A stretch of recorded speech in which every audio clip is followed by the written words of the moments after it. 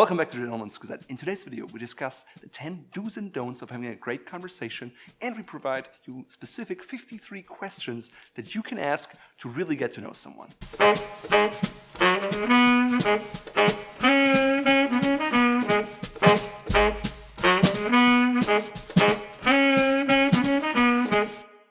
Body language, questions and responses may form a first impression that may be advantageous or disadvantageous in the long run. Your conversation skills will directly impact your job interview, your date, or maybe that important business client meeting. The best conversations are like a river. They flow to the left and to the right, and there is not one path that's predefined. Generally, it takes some practice to be able to guide a conversation that flows easily and is comfortable for all parties involved. Having some good questions in your portfolio help you to move the conversation along, even if your partner is maybe not a great conversationalist. If you ask the right questions, the other person will remember you for being thoughtful, and it's very easy to just continue where you left off if you see the person again next time. Versus if you go with small talk, that's very difficult and basically impossible. Now, you may think some people are just naturally gifted in that regard. And while that can be true, I firmly believe anybody can learn how to have a great conversation if they just pay attention to their own questions and if they listen to what the other person says. Many of those questions may just seem funny, but they can actually reveal whether the person is vengeful or more sentimental. For example, if you ask someone, who or where would you haunt if you were a ghost? You can really learn and figure out what kind of person they really are.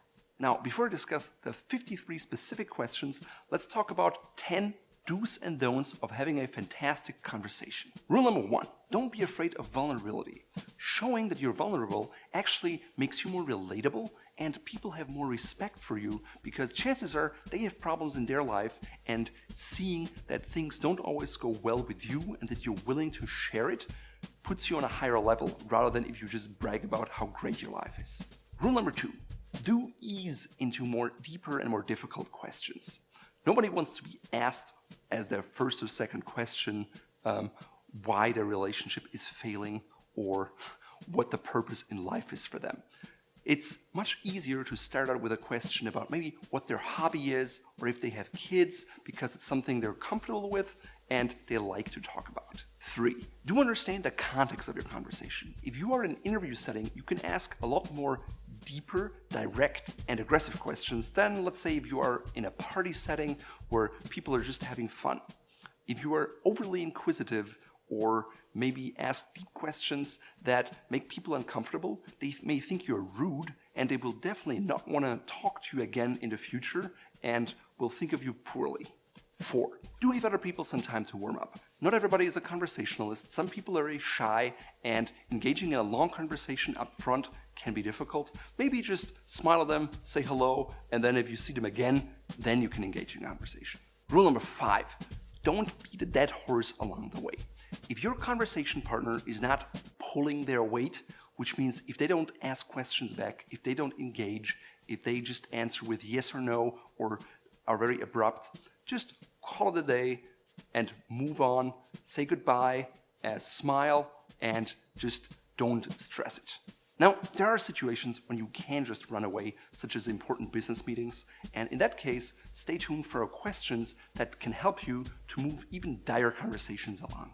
Rule number 6, listen carefully to what people say. Even if you have a great portfolio of questions ready to go, sometimes when you just focus on what you want to say, you forget what other people are saying. Now, a great question is only as good as the answer you're getting, and if you listen, remember, and follow up, it's very easy for you to create an interesting conversation. It shows that you're smart and that you can ask interesting, thoughtful questions, which makes the other person comfortable. Rule number 7, don't just have a cookbook or a cooking recipe of questions line up one after another because that makes you look like a robot. Instead, listen and create a question based on what you just heard. These are just basically starter questions that you can use if the conversation doesn't go along well or if you just start out. 8, do be prepared for unexpected answers. After all, you don't know what people are going to tell you. Rule number 9, ask open-ended questions. Having questions that simply require a yes or no can be very difficult for a conversation, especially if you are not naturally comfortable with it, which then means you have to ask a lot of questions. On the other hand, an open-ended questions lets the other person think and talk about what they want to talk about, which gives you time to listen and to prepare your next question. Rule number 10, never ask a question that you wouldn't be comfortable to answer yourself. If you don't have the answer to the question you just asked them, it reflects very poorly on you because it looks like a robot or someone who just asks a question for the question's sake.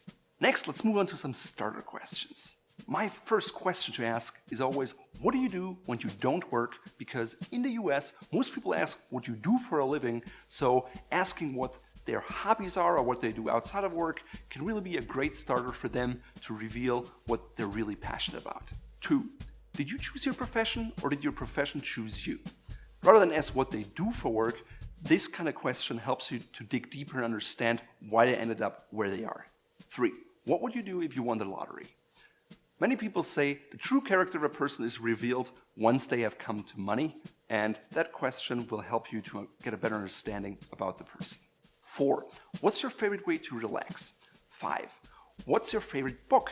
6, what makes you laugh the most? Shows you really what kind of humor that person has, and overall it creates a positive environment. 7, what is your favorite holiday? It shows you what kind of mood people like, what kind of season, and overall it makes them think of something they enjoy, which is always good for the flow of a conversation. 8, what was the last movie you saw? Again, it'll show you whether they're into fantasy, science fiction, maybe sports, or maybe just good old drama and crime stories. 9, in the same way you can ask, what is your favorite TV show? 10, what would be one thing you're glad you did, but you would never want to do again? That is a question that makes people think a little bit, and you learn about maybe cool, unusual things they've done in the past. 11, when people come to you for help, what do they usually ask about? That shows you what that person is really good at based on their friends, and it makes them feel valued and important, and I'm sure they want to talk about it. Maybe it's even something that you can use help with. 12, who's your go-to band or artist when you can't decide on what you want to listen to? That way you get a good understanding of whether they listen to classical music or maybe to Radiohead. 13, what's something you like to do the old-fashioned way? 14, what's something you only recently formed an opinion about? That will show you if the person is open to change their mind based on logical arguments or if they're just stuck in their beliefs. 15, what are you interested in that most people have never heard of?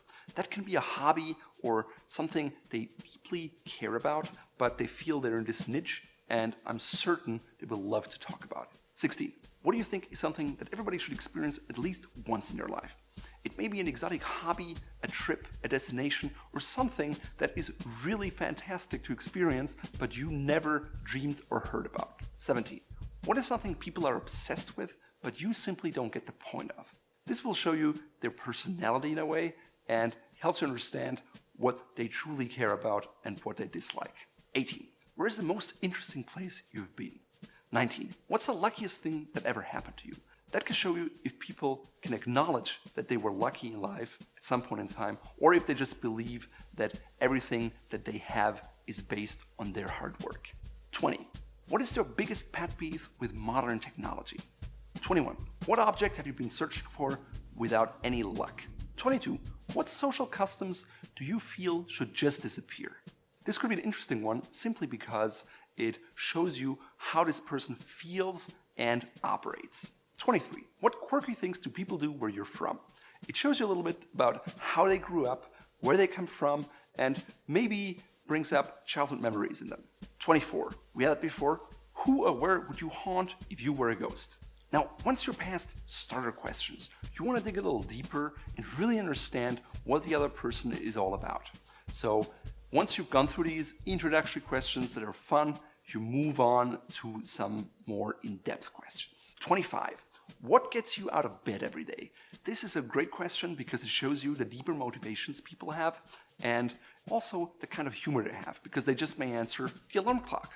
26. What do you value in a friendship? The answer to this question will reveal what kind of person they like to hang out with and what people they're just socialize with because they have to. 27. What do you say more often in life? Yes or no?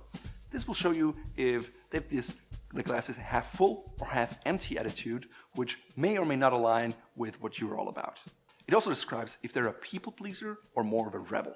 29. What would you tell your teenage self if you could travel back in time? That's a really great question because it shows what kind of a person they were as a teenager in puberty, and at the same time it also shows you how they have evolved over time. 30. If you know they have children, you can ask them, what's the hardest part about raising your children? Skip that one if you know they don't have children.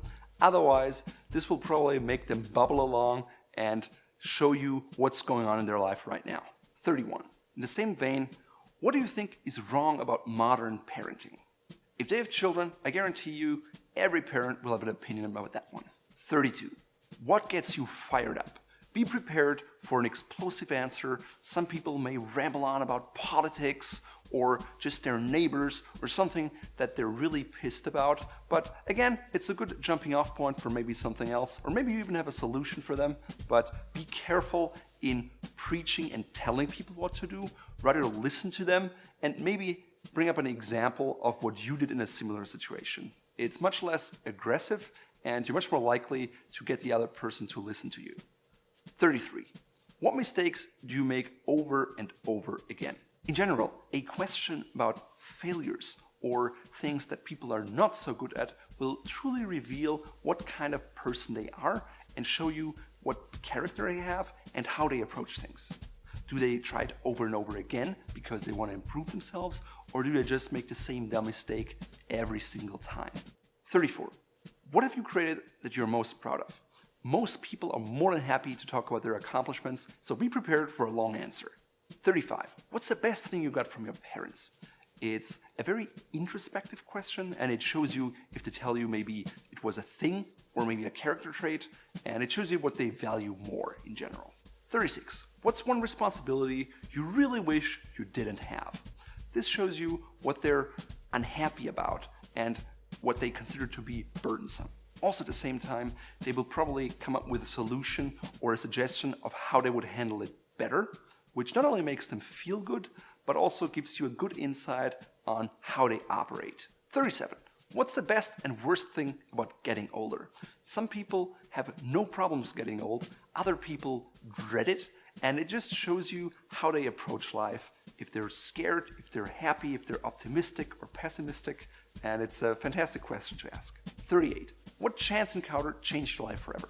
For me, it was meeting my wife at a Halloween party, drunk, but for you, it may be something completely different, and the same for your conversation partner. Usually, you'll get awesome answers. 39. What do you regret not doing? Maybe it's something that you want to do and they can't do because they're too old now, but it's just asking people for their wisdom, and it's always a good thing. 40. Do you believe in second chances? This will really show you what kind of attitude those people have towards social matters and how you should treat people. 41. Do you want to retire to live or live to retire? In the US sometimes people have a tendency to work a lot and they push all of their goals to retirement, whereas in Europe oftentimes people just like to live. And it just shows you what kind of mindset people have. 42. What are some things you wish you could unlearn? Everyone has bad habits, and a little bit of commiseration can help you to connect better with the other person. 43. What do you wish your brain was better at doing? That little trick to switching from your brain instead of you makes it less personal, and you can still talk about the subject without people feeling attacked or aggressively interrogated. 44. What or who couldn't you live without? 45. When do you feel the most confident? That's a quite revealing question because it can be something that people wear when they work out, when they tan, and it just shows you how they tick. 46. If a crystal ball could tell you anything about the future, what would it be? This is something you can ask in conjunction with question 47, which is what scares you about the future? 48. If you could change one personal decision in the past, what would it be? Makes guaranteed for a fantastic answer. 49. What goal are you working on now? Great question to maybe come to an end of the conversation, because it shows you the outlook of what they want to do. Or maybe you can ask about what they're going to do tomorrow, because then it just finishes it off without being impolite. 50. When was the last time you cried? This answer will really tell you what they were truly sad about, what really touched them, or maybe it shows them that they're not ready yet to open up. 51. Do you believe that people are at the whim of destiny, or that they can create the future themselves? 52. Who is someone that you miss having in your life? That could be either a fictional person or someone who died. In any case, it will probably make for an interesting answer. Last but not least, you could ask people, what is a question you always want to ask other people, but never feel like you can because you're too afraid? Social norms and taboos are everywhere, but asking this question will create a counter question for you and will allow you to have a conversation about more deeper topics or taboos that they otherwise would feel afraid to talk to you about. Chances are you'll be answering that question as well, so make sure you have something good.